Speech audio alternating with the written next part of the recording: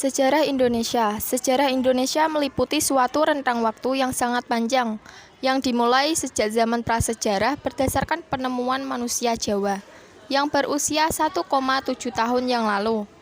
Periode sejarah Indonesia dapat dibagi menjadi 5 era. Era prakolonial, munculnya kerajaan-kerajaan Hindu, Buddha, dan Islam di Jawa, Sumatera, dan Kalimantan yang terutama mengandalkan perdagangan. Era kolonial, masuknya orang-orang Eropa, terutama Belanda, Portugis, dan Spanyol, yang menginginkan rempah-rempah mengakibatkan penjajahan oleh Belanda, sehingga sekitar 3,5 abad antara awal abad ke-17 hingga pertengahan abad ke-20. Era kemerdekaan awal pasca proklamasi kemerdekaan Indonesia 1945 sampai jatuhnya Soekarno 1966. Era Orde Baru 32 tahun masa pemerintahan Soeharto 1966 sampai 1998 serta Orde Reformasi yang berlangsung sampai sekarang. Proklamasi kemerdekaan. Mendengar kabar bahwa Jepang tidak lagi mempunyai kekuatan untuk membuat keputusan seperti itu pada 16 Agustus, Soekarno membacakan proklamasi pada hari berikutnya. Kabar mengenai proklamasi menyebar melalui radio dan selembaran sementara pasukan militer Indonesia pada masa perang, pasukan pembela tanah air, PETA, para pemuda dan lainnya langsung berangkat mempertahankan kediaman Soekarno. Pada 18 Agustus 1945, Panitia Persiapan Kemerdekaan Indonesia (PPKI) melantik Soekarno sebagai presiden dan Muhammad Hatta sebagai wakil presiden, dengan menggunakan konstitusi yang dirancang beberapa hari sebelumnya. Kemudian dibentuk Komite Nasional Indonesia Pusat (KNIP) sebagai parlemen sementara hingga pemilu dapat dilaksanakan. Kelompok ini mendeklarasikan pemerintahan baru pada 31 Agustus dan menghendaki Republik Indonesia yang terdiri dari 8 provinsi, Sumatera, Kalimantan, tidak termasuk wilayah Sabah, Sarawak, dan Brunei, Jawa Barat, Jawa Tengah, Jawa Timur, Sulawesi, Maluku, termasuk Papua, dan Nusa Tenggara.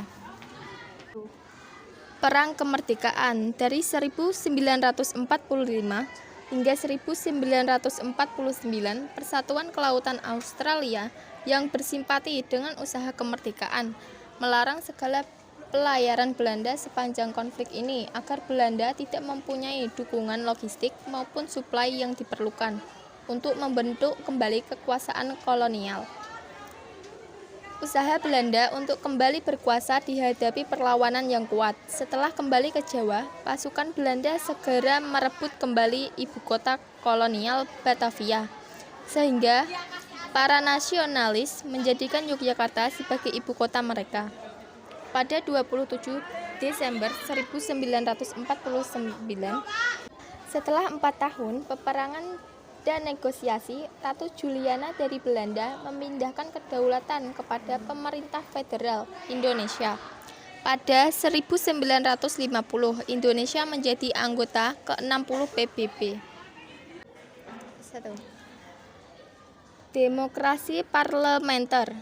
Tidak lama setelah itu, Indonesia mengadopsi undang-undang baru yang terdiri dari sistem parlemen di mana Dewan Eksekutifnya dipilih oleh dan bertanggung jawab kepada parlemen atau MPR. MPR terbagi kepada partai-partai politik sebelum dan sesudah pemilu pertama pada tahun 1955,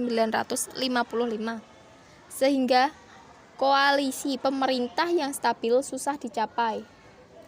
Peran Islam di Indonesia menjadi hal yang rumit. Soekarno lebih memilih negara sekuler yang berdasarkan Pancasila, sementara beberapa kelompok Muslim lebih menginginkan negara Islam atau undang-undang yang berisi sebuah bagian yang menyaratkan umat Islam takluk kepada hukum Islam.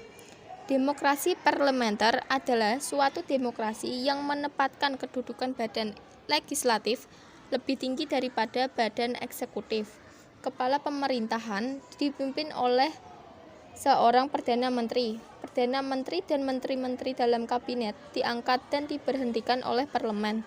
dan demokrasi parlementer, presiden menjabat sebagai kepala negara. Nasib Irian Barat.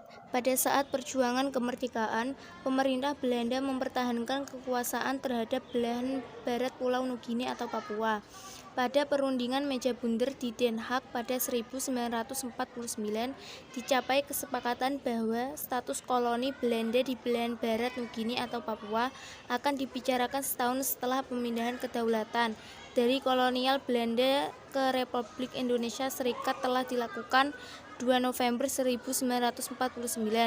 Namun setelah perundingan meja bundar mencapai kesepakatan, kolonial Belanda di Nugini mengizinkan langkah-langkah menuju pemerintah sendiri dan mendeklarasikan kemerdekaan penduduk Nugini Belanda pada 1 Desember 1961.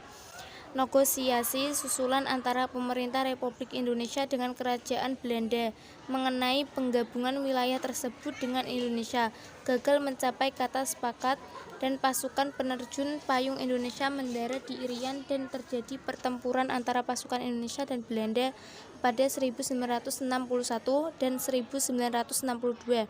Pada 1962, Amerika Serikat menekan Belanda agar setuju melakukan pembincangan tertutup dengan Indonesia yang menghasilkan perjanjian New York pada Agustus 1962 dan Indonesia mengambil alih kekuasaan terhadap Irian Jaya pada 1 Mei 1963. Konfrontasi Indonesia sampai Malaysia. Soekarno menentang pembentukan Federasi Malaysia dan menyebut bahwa hal tersebut adalah sebuah rencana neokolonial untuk mempermudah rencana komersial Inggris di wilayah itu. Konfrontasi Indonesia sampai Malaysia. Soekarno menentang pembentukan Federasi Malaysia dan menyebut bahwa hal tersebut adalah sebuah rencana neokolonial untuk mempermudah rencana komersial Inggris di wilayah tersebut. Selain itu, dengan pembentukan Federasi Malaysia, hal ini dianggap akan memperluas pengaruh imperialisme negara-negara barat di kawasan Asia dan memberikan celah kepada negara Inggris dan Australia untuk mengaruhi perpolitikan regional Asia. Menanggapi keputusan PBB untuk mengakui kedaulatan Malaysia dan menjadikan Malaysia anggota tidak tetap Dewan Keamanan PBB, Presiden Soekarno mengumumkan pengunduran diri negara Indonesia dari keanggotaan PBB pada tanggal 20 Januari 1965 dan mendirikan Konferensi Kekuatan Baru (KONEVO) sebagai tandingan PBB dan GANEVO sebagai tandingan Olimpiade. Pada tahun itu juga konfrontasi ini kemudian mengakibatkan pertempuran antara pasukan Indonesia dan Malaysia yang dibantu oleh Inggris.